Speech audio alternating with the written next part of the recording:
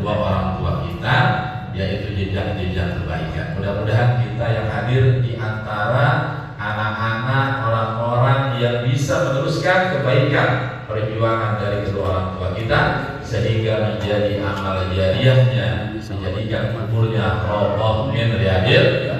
Amin ya rabbal alamin.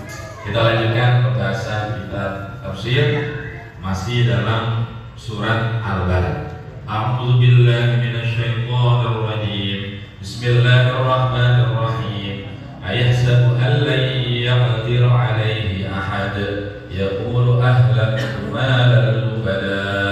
Ayahsabu an lam yarahu ahad alam naj'al lahu 'ainayn wa lisanan wa syafatayn wa hadaynahu najdayn. Shadaqallahul 'azim. Segitu aja. Ya, takut waktunya kelamaan. Masih pada surat Al-Balad. Al-Balad ini artinya negeri, ya. Maka kita diajarkan oleh ulama-ulama kita di Indonesia untuk cinta kepada tanah air kita sendiri.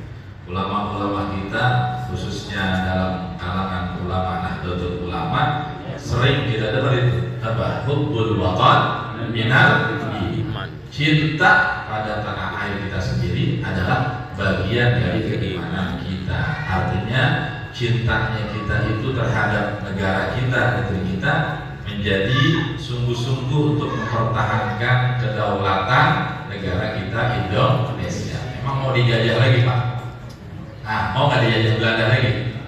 Oke, enak, dijajah enak. Dijajah Jepang mau, dijajah Inggris, kita oleh beberapa negara yang jajah kita.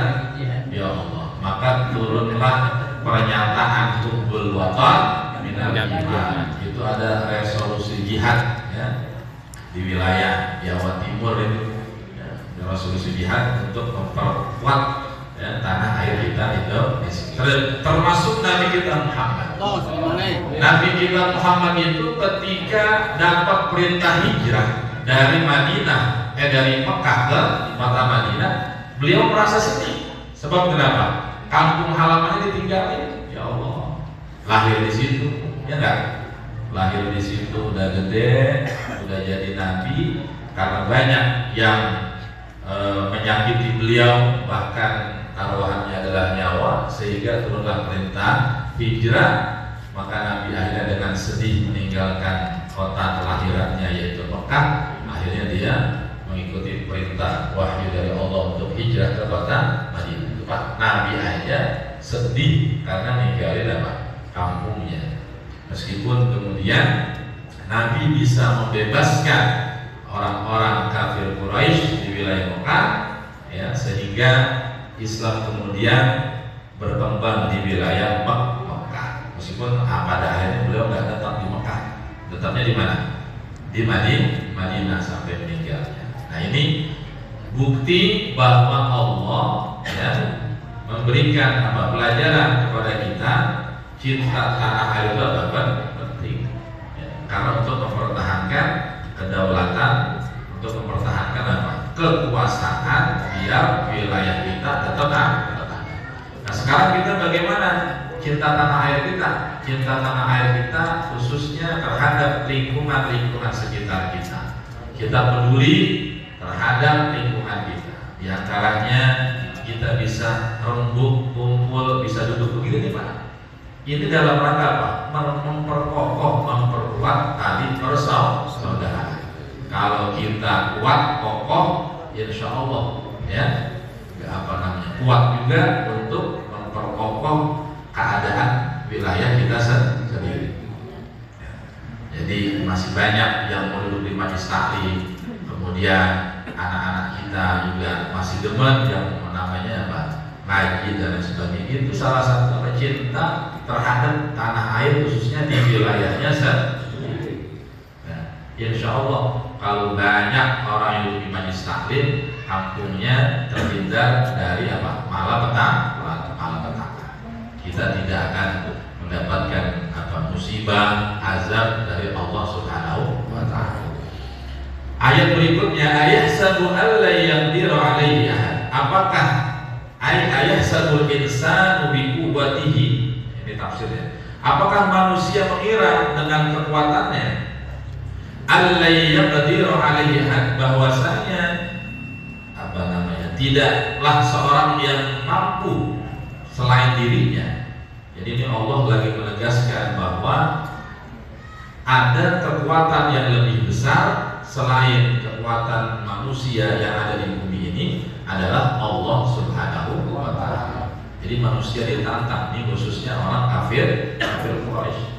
Mereka merasa kuat, mereka merasa apa? Bangga, ya, karena kafir Quraisy itu kan Pak punya nama masyhur, gelar tertinggi. Kalau Quraisy ini di suku tertinggi, ya, bagus namanya di wilayah Mekah. Maka kalau kita, apakah mereka itu kuat? Ya, apakah tidak ada seorang pun yang bisa menandingi mereka? Lantaran mereka itu kuat, baik kuat dari sisi ekonominya, hartanya, maupun yang lainnya. Yang dulu mereka berkata, atau dia berkata, yaqulul insan, ahlaktu malal lubada. Mereka sampai mengatakan ahlaktu malal lubada. Mana asalnya ahlaktu, aku mencelakai, ya, maksudnya apa? Aku menghabiskan. Ahlaktu malal lubada, aku menghabiskan harta-hartaku, lubada, yang sangat banyak. Nah ini Pak, orang kafir Quraisy terkenal banyak kayanya, atau banyak uangnya, karena rata-rata pencariannya dari berdagang.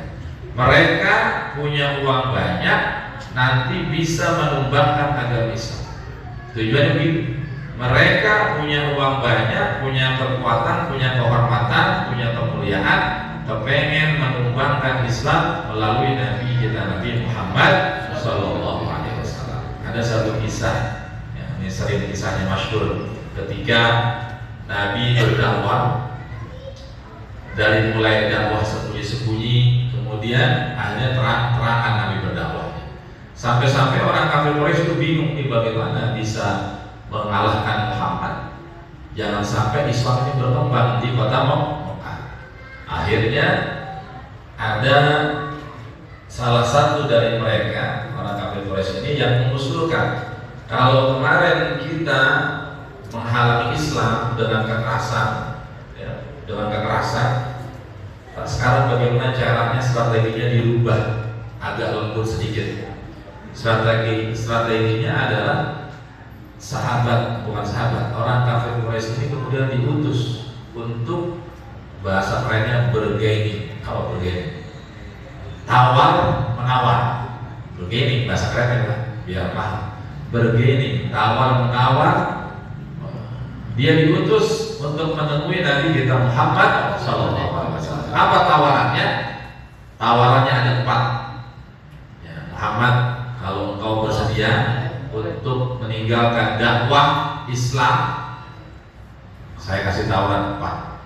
1, kekayaan. Orang kafir Quraisy banyak hartanya, mau kaya dikasih semuanya. 2, kemuliaan, diangkat setinggi-tingginya Nabi Muhammad. 3, diangkat menjadi apa? Raja. Ayo, diangkat menjadi raja. 4, apa? Ya, wanita, dinikahi yang wanita yang paling cantik. Ditawarin 4. Ya. Nabi gak mau. Kira-kira kalau kita mau, ya? Nah, enak Ustaz. Hah? Lama semuanya enak itu. Ya, harta Anda, perempuan Anda, ya, gelar Anda, kemuliaan Anda, ya Allah, dunianya udah lengkap banget itu Pak. Ya, seandainya tuh, dan ini pelajaran itu buat kita nih. Kalau kita sudah punya prinsip, dan prinsip itu adalah sebuah kebaikan, ketaatan yang tidak melanggar agama, kemudian ada orang lain yang coba-coba mengusik kita, ditawarkanlah itu tuh, yang